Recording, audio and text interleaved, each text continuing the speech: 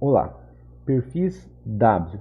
O que eu vou falar é uma coisa que a gente deveria sair da faculdade sabendo, tá? Mas a questão é, no Brasil, a gente trabalha muito, assim, é praticamente só isso, né? Existe um monopólio quase no Brasil de concreto armado, tá? E muitas vezes os engenheiros saem da faculdade sabendo concreto armado, né? Então eles têm um conhecimento básico de concreto armado, não entendem estrutura metálica, não entendem estruturas de madeira, mas como no Brasil o que é mais comum pelo clima e pela economia é o concreto armado, então muitas vezes os engenheiros acham que é suficiente, né? Inclusive um dos motivos aí da falha de concepção parte estrutural aí de muitos engenheiros é porque eles não estudaram a parte de metálicas, tá? E tem muitos conceitos que são úteis para concreto armado que a gente aprende em metálicas, certo? Bom, então primeira coisa, vamos analisar os perfis metálicos, tá? Quando a gente pega uma tabela, por exemplo, de perfis W, né, que são as vigas W, são os perfis estruturais base, né, que cargas elevadas, principalmente prediais, se utiliza esse tipo de perfil.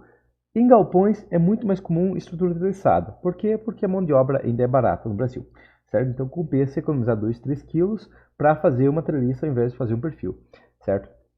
2, 3 quilos por metro, estou falando no caso, certo?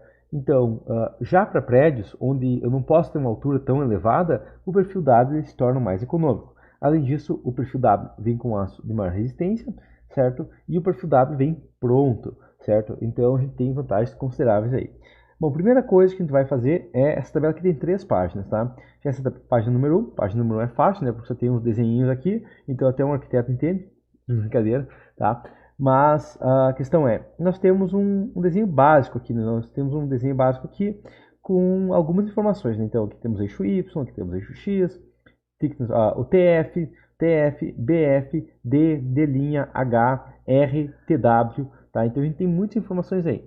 Bom, primeira coisa é que quando a Gerdau pegou os perfis W e copiou descaradamente eles fazendo igual no Brasil, o que acontece? Que eles eram fabricados originalmente nos Estados Unidos, essas informações todas eram em inglês, certo? E elas continuam em inglês, certo? Elas nunca mudaram.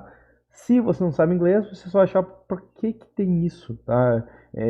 Para que BF, TF, TW? Um dia se tiver uma coisa dessas. Se eu fosse chamar a espessura da alma, eu colocaria EA, espessura da alma. E realmente é o que os americanos fazem, tá? Só que, para quem não entende inglês, é um problema. Então, muitas vezes, se você não sabe inglês, aparecem esses problemas também, tá? Então, eu chamaria de espessura da alma EA, espessura da alma. Os americanos chamam thickness of the web, tá? Então, espessura da alma, thickness of the web, TW. TW, então, é essa espessura da alma aqui, certo? Os americanos também chamam BF, ou seja, eu chamaria a largura da mesa, né? Ou base da mesa, certo? E eles chamam base da flange, ou base of the flange, certo? Então, BF, base da flange. E TF é a espessura da flange, que eles chamam como thickness of the flange, certo? Então, TF, espessura da flange. Isso que significa, tá? Nosso D é a altura total, nosso H é a altura livre, nosso X aqui é o eixo X, nosso Y é o eixo Y. E R é radius, ou pra gente raio, tá? Então, isso aqui se mantém igual. Tá, primeira coisa que a gente vai ver é que quando a maioria dos engenheiros olham para essa tabela aqui, eles pensam, nossa, quando falaram que tinha muita matemática era verdade, tá? Então, isso aqui complica muito se não sabe o que a gente está procurando, tá? Então, a primeira coisa que a gente tem que saber é o que a gente está procurando. Mas antes disso, né, uma coisa, vamos da página mais fácil para a mais difícil. Então, essa página aqui é mais fácil. Depois a gente tem essa página aqui, propriedades mecânicas, né? Parte de vendas não importa para a gente por enquanto, certo? E temos propriedades mecânicas, certo? Bom, o que a gente tem em propriedades mecânicas? Temos o tipo de aço, certo? E sendo que todos os tipos de aço, exceto o primeiro, tem um asterisco aqui, né? Só sob encomenda. E o que acontece quando você liga para dar, opa, eu quero encomendar então um ASTM A992. Eles vão dizer o quê? Bom, se você for comprar 50 toneladas, a gente faz.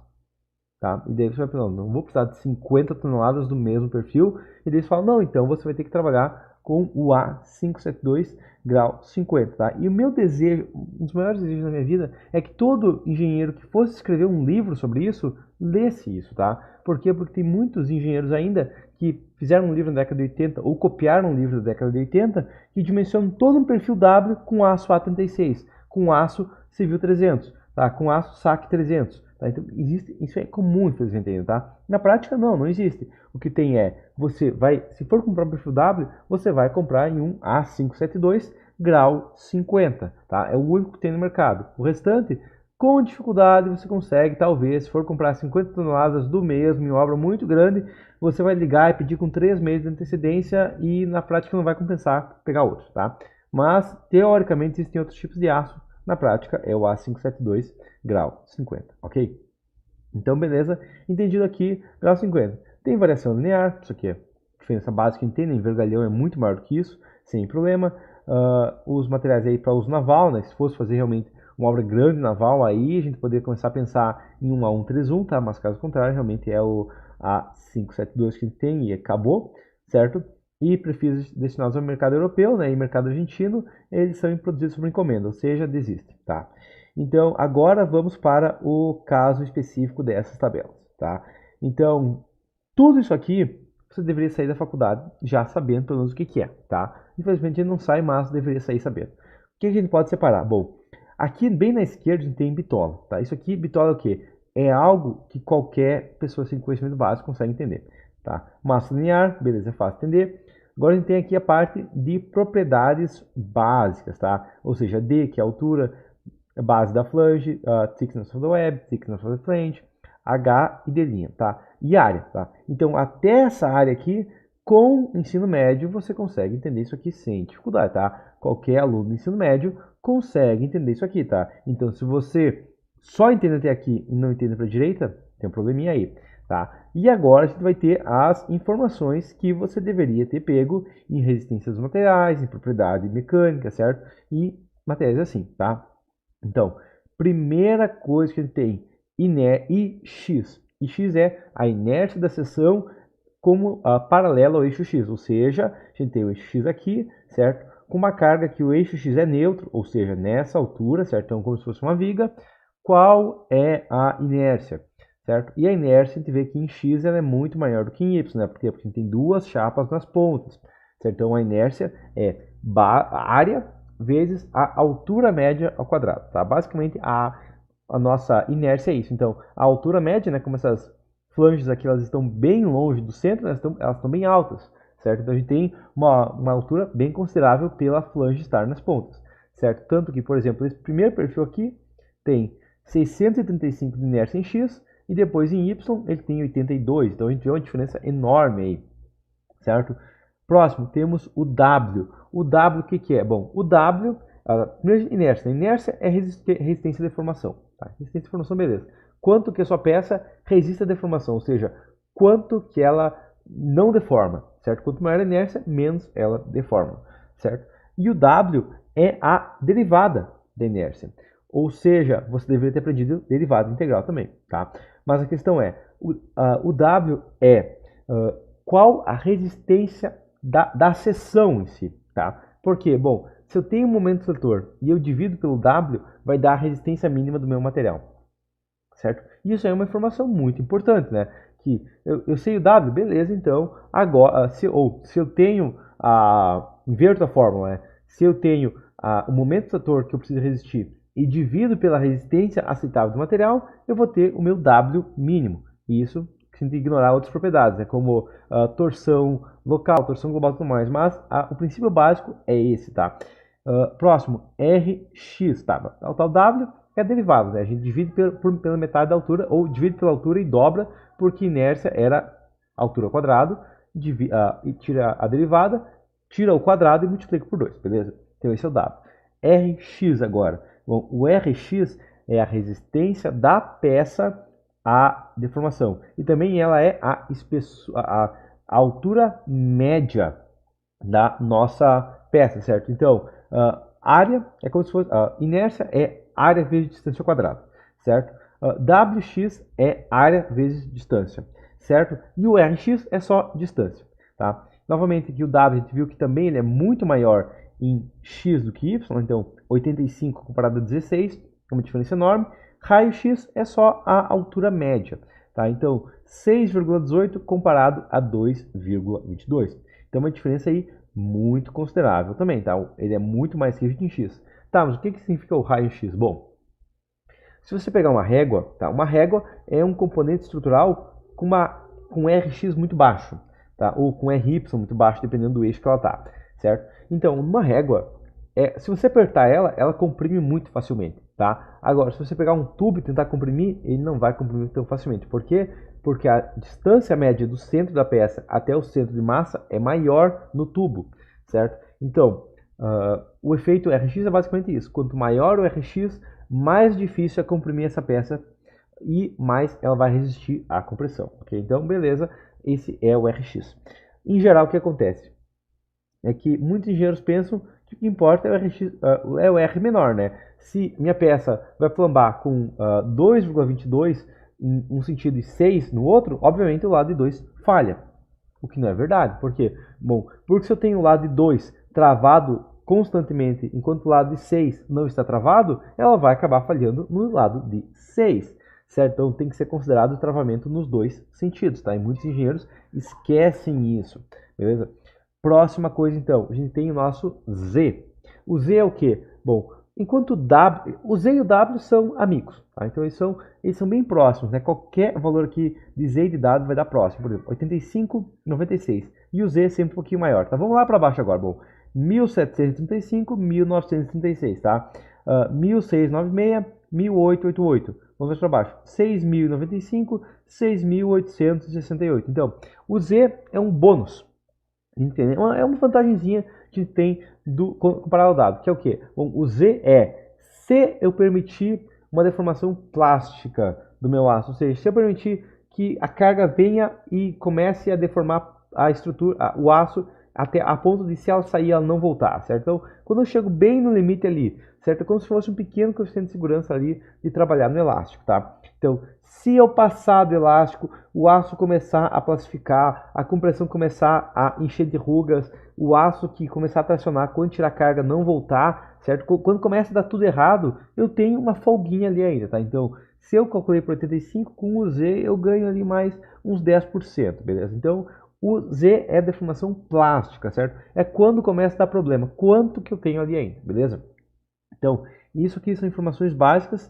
Temos em X, temos em Y, tá? Bom, aqui tem muitos perfis, tem mais de 100 perfis nessa tabela, tá? Então, como que você acha o perfil ideal? Vamos separar isso aí em pilares e vigas, ok? Inicialmente, vigas. E quando eu falo vigas, eu não estou falando vigas, eu estou falando peças sofrendo momento fletor e força cortante, tá? Então a gente pensa que isso é uma viga, mas não necessariamente, tá? Então, primeira coisa, nós temos o que é importante numa peça sofrendo momento fletor. Bom, ela tem que resistir o momento fletor, certo? Sem o aço falhar, e ela não pode deformar muito, né? Porque se ela deformar muito, fica um ambiente desagradável, tá? Além disso, acontece de ter alguns casos especiais de vigas que a gente vai ver depois, tá? Mas primeira coisa, então, a gente sabe aqui duas informações sobre o nosso perfil. 150/13, então, por exemplo, é 150. 150 significa o quê? Bom, é a altura convertida de polegadas, tá? Significa que uma peça 150 tem 150? Não. Uma peça 150 pode ter 148, 153, 152, 160, qualquer valor intermediário. Tá, mas por que eles falam 150 e fazem 6, em 6 perfis tem 6 alturas diferentes? Bom, isso aqui é um processo de fabricação, né? Eles decidiram no processo de fabricação que a maneira mais fácil de produzir a peça é com pequenas variações na espessura e na altura, tá? Não é porque eles apanharam muito quando eram crianças, não é por causa disso, tá? Por quê? Bom, vamos analisar aqui o perfil 310/21, que ele tem 303 de altura, e o 310/28, que tem 309 de altura. O que a gente vai ter? Bom, aqui estão os dois perfis desenhados no AutoCAD, tá? São bem similares mesmo, né? Não tem muita diferença neles.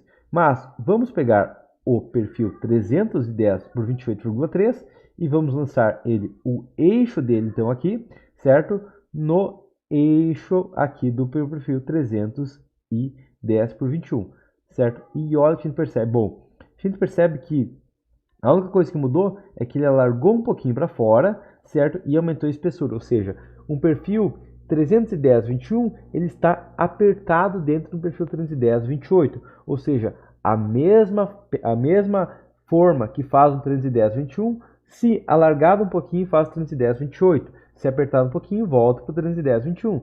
Então é por isso que tem essa diferença, né? Inclusive aqui a base é igual, certo? Só afasta um pouquinho, levanta um pouquinho e abaixa um pouquinho ali, beleza, faz 310, 28. Então esse mecanismo a gente utiliza e por isso que dá essa diferença, tá? Não é por nenhum outro motivo, tá? É realmente porque é a maneira mais fácil que foi encontrada de fabricar os perfis tendo essa variação, tá? Complica um pouco, tá? Na prática, isso aqui, se fosse uma tabela em inglês, seria muito mais fácil, porque seria tudo 6 polegadas, 6 polegadas, 6 polegadas, tá? Mas quando a gente quer precisão de milímetros, dá uma pequena diferença, certo? E, então, o que a gente tem no nossas vigas? Então, bom, a gente tem o W, 150, certo? 150 é a altura estimada, certo?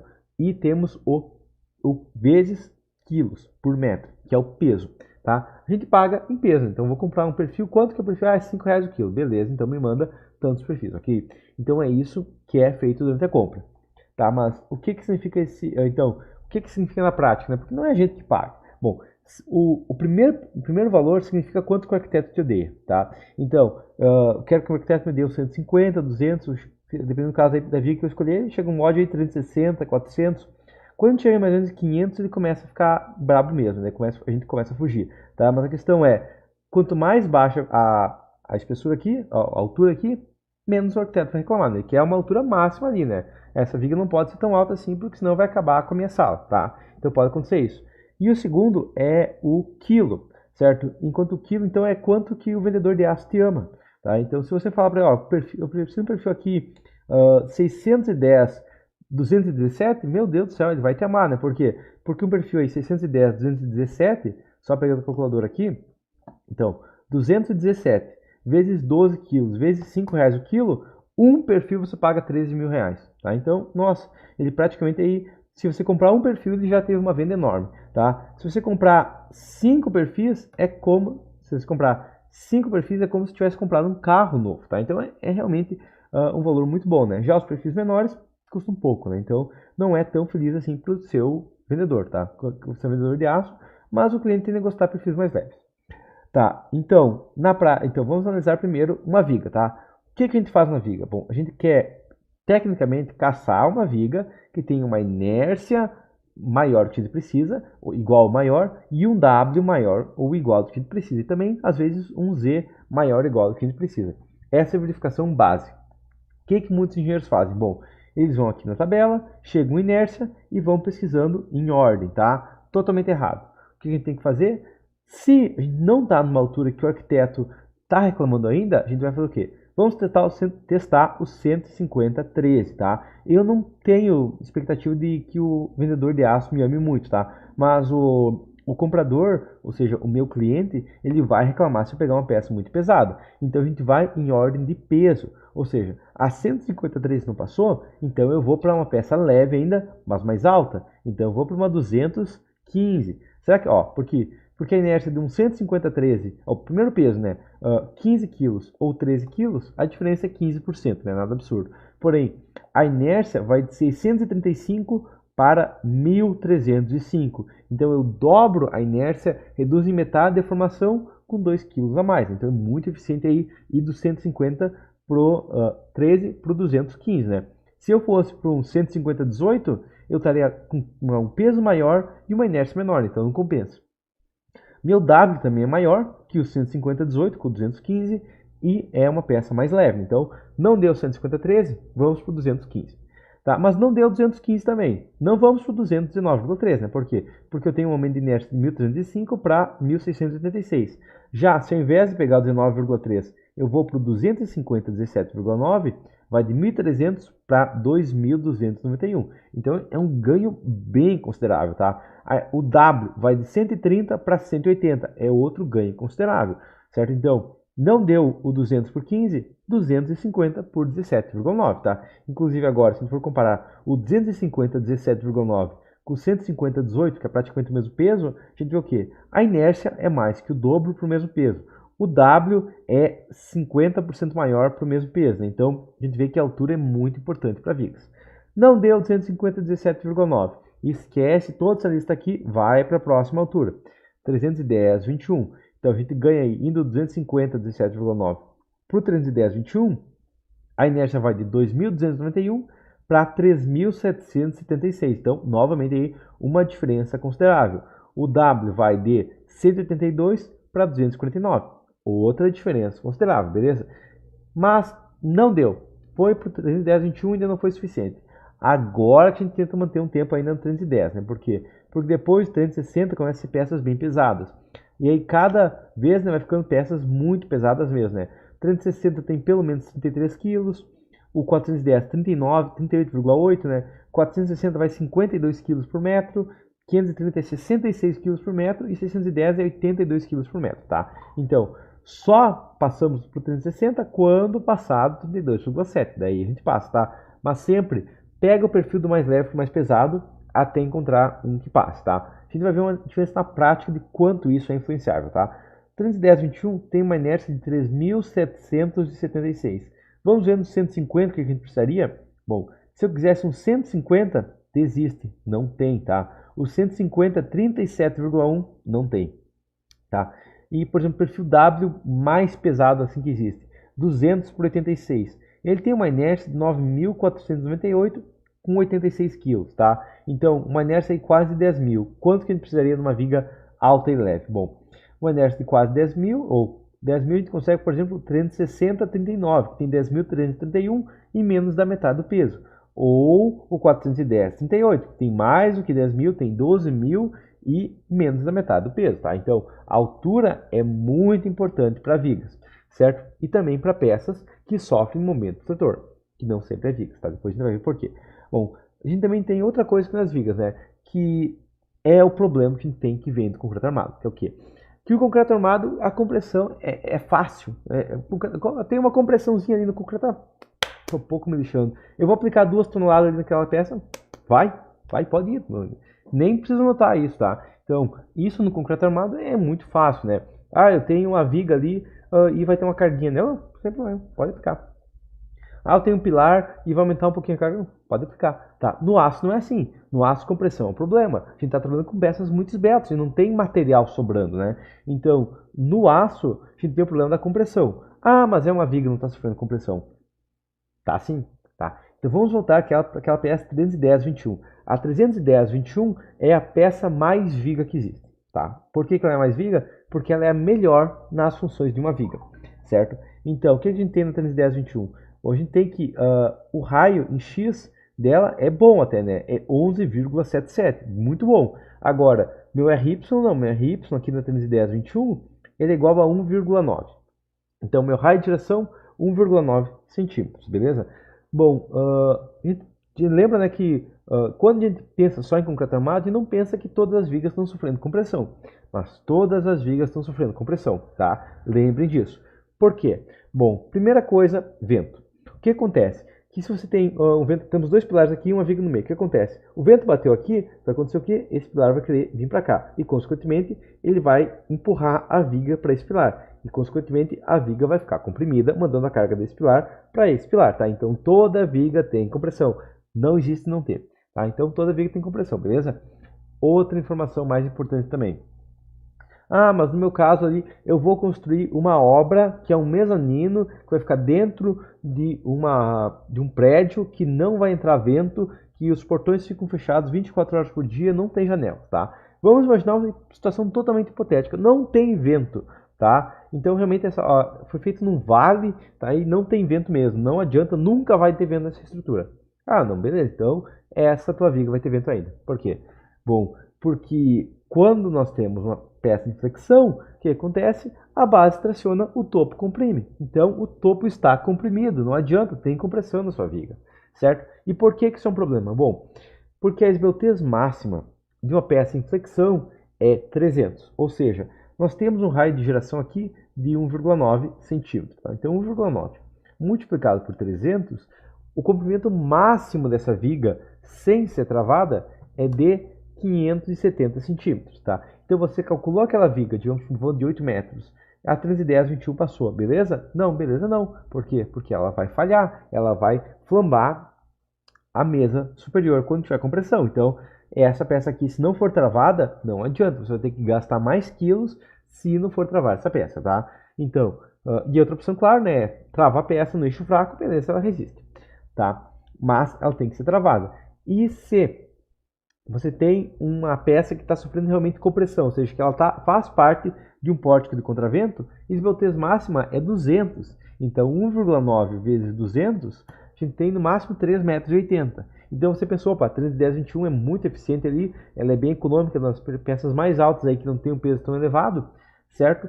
Mas, mesmo que você veja que ela vão de 6 metros pelo momento do trator, no máximo 3,80 metros, a não ser que você trave essa peça, ok? Então, vigas têm que ser travadas. A esbeltez que a gente está falando é esbeltez alta, não é esbeltez pequena que a gente trabalha no concreto, não, a gente está falando de esbeltez de 150, esbeltez de 180, 200, tá? São esbeltez, é uma esbeltez que aparece normalmente. Ah, não é um problema, não é que quando um engenheiro de estrutura metálica fala tá com esbeltez de 180 aqui, não tem o que fazer, não, normal, tá? É perfeitamente aceitável aparecer no projeto uma esbeltez bem elevada, certo? Então, como que a gente pode travar? Bom, se a gente tem uma laje, a gente trava usando a laje, tá? Colocando pinos de solidarização. Outra coisa que a gente pode fazer também é travar com perfis transversais, certo? Perfis transversais com uma inércia considerável capaz de travar esse perfil, certo? Fazer travamento em X também é uma opção, tá? A opção tem várias aí, mas a gente sempre tem que lembrar que não pode permitir que a viga que está aqui tenda a flambar para fora do eixo. Então, pode acontecer da mesa flambar aqui, pode acontecer isso aqui, pode acontecer isso aqui, né? Pode acontecer ela torcer para cá e torcer para cá, certo? Hipóteses são várias, a gente tem que limitar isso, beleza? Então, vigas tem que ter um W elevado, tem que ter uma inércia elevada e tem que ter um raio de giração abaixo do limite ou precisam ser travadas, beleza? Então, isso aqui é para vigas, tá? Mas também para outros tipos de peças que também estão sofrendo momento trator e deformação. Tá, mas quais peças estão sofrendo momento trator e deformação? Porque na faculdade eles só ensinam vigas sofrendo isso. E realmente, né? Por quê? Porque a gente só aprendeu concreto armado. Muitas vezes a gente só aprende concreto armado. Que outra peça que funciona como se fosse uma viga, mas a gente não chama de viga? Bom, um pilar de um galpão. Tá? Então, se você tem um galpão e você tem um pilar, esse pilar ele funciona como uma viga. Por quê? Porque se eu tenho um pilar normal, concreto armado é pilar que a gente aprende na faculdade, eu tenho um pilar aqui, eu tenho uma carga em cima dele. Tá? Agora, eu tenho um pilar de um galpão. Eu tenho um pilar aqui, eu tenho o vento batendo aqui nele. Tá? Então, o vento está batendo aqui no meu pilar. Né? Ele não está apertando aqui em cima, ele está empurrando para o lado o meu pilar. Então, meu pilar no galpão, a carga nele é 2, 3 toneladas. Agora, o vento gera momento de trator considerável. Tá? A gente está falando aí, vento gerando 1.000 toneladas de força centímetro é perfeitamente normal num pilar aí de um galpão, certo? Então a gente tem uma diferença considerável no galpão. Então, se você tem um pilar de galpão, ele funciona com todas essas regras de vigas, tá? Então, tem que ter uma inércia elevada, tem que ter um W elevado, tem que ter uma altura elevada, tem que ser travado no eixo fraco e dificilmente a gente vai conseguir travar ele no eixo forte, né? Então, no eixo forte, a gente tem uma limitação, mas se a gente escolher uma peça com uma inércia e um W considerável, o RX vem junto, tá? Então, qual que é a outra opção? Bom, a outra opção é pilares, né? Pilares também são peças bem comuns aí para estruturas metálicas. Pilares, então, como que funciona? Bom, os pilares, a gente tem o pilar e geralmente a gente tem que deixar ele destravado entre um andar e outro. Então, muitas vezes a gente tem um andar de 3,5 metros, 4 metros, tem que deixar 4 metros entre as travas, certo? Quando a gente tem peça de 4 metros, a gente não pode ter um raio de giração de 2,22, né? Por quê? Bom, porque quanto maior o raio de giração, menor a esbeltez. Quanto menor a esbeltez, mais a peça resiste. Então, a gente tem diferenças consideráveis. Então, como que é isso na prática? E essas considerações, né? Então, essa curva aqui, se você pretende na sua vida algum dia dimensionar uma peça em compressão, você tem que saber ela de cor, tá? Então, você tem que saber por que tem todos esses pontilhados, por que essa curva é vermelha, o que é essa curva em azul, certo? Bom, a primeira coisa que a gente tem é essa linha reta aqui. Então, eu tenho esse pontilhado reto aqui, é o quê? É a resistência do material, tá? Então, eu tenho uma resistência do material e ela é fixa, né? Não importa, se eu pego uma barra de aço que tem, no caso de um perfil W, 345 megapascal, tá? Se eu pego essa barra, tem 1 metro e 2 metros, se eu compro uma barra de 12 metros, a resistência dela é a mesma, a resistência não diminui baseado no comprimento. Tá? Então, o comprimento da barra não importa, a resistência é a mesma. Agora, o que a gente tem? A gente tem um problema, né? Que conforme a peça vai ficando longa, o que acontece é que ela não vai vir perfeita da fábrica, tá? mesmo que ela saia perfeita da fábrica, no transporte vai dar uma batidinha, alguma coisinha assim, e vai chegar uma peça de 12 metros que ela não está perfeitamente plana, ela está com uma pequena curvinha ali, mas algo normal, né? A norma permite. Até L sobre 500 é aceitável já chegar na sua fábrica, sim. Ou seja, se tem uma peça de 12 metros, ela pode vir com fora do eixo 2,4 centímetros, tá? E é perfeitamente aceitável ainda. Então, o que acontece é que conforme a peça vai ficando longa, a gente comprime ela, lembrando que a compressão vai estar sendo aplicada no eixo, e se o eixo dela não for fixo, vai gerar um momento trator, certo? Então, conforme a peça vai ficando com um comprimento maior, ela vai tender naturalmente a flambar, certo? Então, se ela for muito curta, a gente utiliza praticamente toda a resistência dela. Agora, conforme ela vai ficando longa, ela vai enfraquecendo, tá? Então, conforme ela vai ficando longa, ela vai ficando cada vez mais fraca, tá? Até que ela chega a um ponto que cruza a linha vermelha, tá? A linha vermelha, na verdade, não é uma linha vermelha, tá? Ela é uma linha que deveria ser amarela, ou pelo menos a gente imaginar ela como uma linha amarela. Por quê? Bom, porque essa linha vermelha é a curva de Euler. Tá. Essa parábola aqui é a parábola de Johnson, tá? Que Johnson que fala que conforme a peça vai ficando longa, vai girando um momento trator nela, vai acontecendo coisas que vão fazer com que ela não resista a tudo que ela resistia mais curta. Agora tem Euler, né? Euler fala o quê? Que mesmo que o material não falhe, o que acontece é que naturalmente o material comprime, ele vai encurtar, certo? Conforme ele vai encurtar, ele vai tender a sair fora do eixo, certo?